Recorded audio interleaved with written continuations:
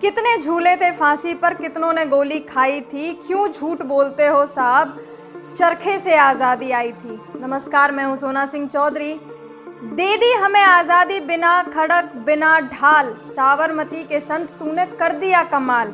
बचपन से ही हम सभी ये पंक्तियाँ सुनते आ रहे हैं। जैसा कि इस कविता में लिखा हुआ है, तो क्या सच में भारत की आज़ादी के लिए गांधी जी और उनके अहिंसक आंदोलन ही जिम्मेदार थे? क्या सिर्फ गांधी जी ही वो अकेले व्यक्ति थे जिन्होंने हमारे देश को आज़ाद कराया था, या फिर ये नेताजी सुभाष चंद्र बोस और उनके द्वारा बनाई गई आज़ाद हिंद फौज का कमाल था, जिसकी वजह से अंग्रेज़ों को मजबूरन भारत छोड़कर जाना पड़ा?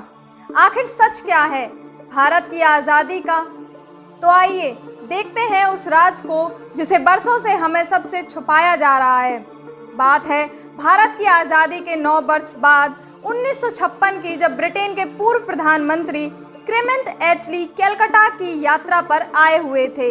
यहाँ आपको एक रोचक बात जानने को मिलेगी कि भारत की आज़ादी के समय यानी 1947 में क्लेमेंट एटली ही इंग्लैंड के प्रधानमंत्री थे और इन्होंने ही भारत के स्वतंत्रता अधिनियम पर सिग्नेचर भी किए थे। कलकत्ता में क्लेमेंट एटली पश्चिम बंगाल के गवर्नर हाउस रुके। पीवी चक्रवर्ती उस समय पश्चिम बंगाल के हाई कोर्ट के मुख्य न्यायाधीश थे। इसके साथ ही बंगाल के कार्यकारी गवर्नर भी थे।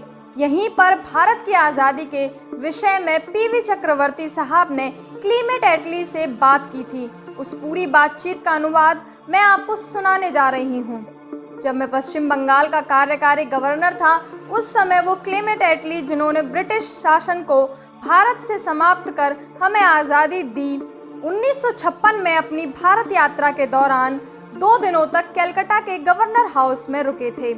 इस दौरान मेरी उनसे लंबी बातचीत उन वास्तविक कारणों के बारे में हुई जिसके कारण अंग्रेज भारत को छोड़कर चले गए।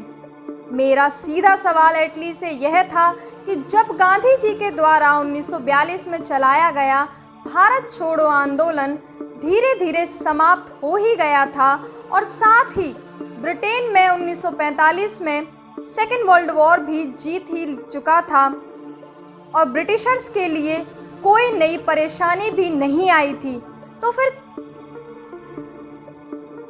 फिर आखिर क्या कारण था कि ब्रिटिश 1947 में इतनी जल्दबाजी में भारत छोड़कर चले गए?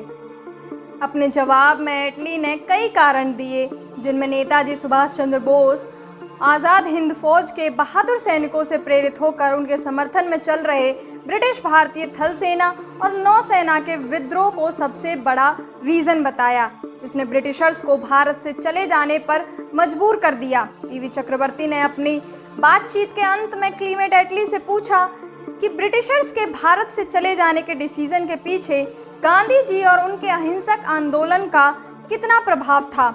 इस सवाल को सुनते ही एटली ने एक अजीब सी स्माइल के साथ हर एक शब्द को चबाते हुए कहा, मिनिमल, यानी बहुत कम।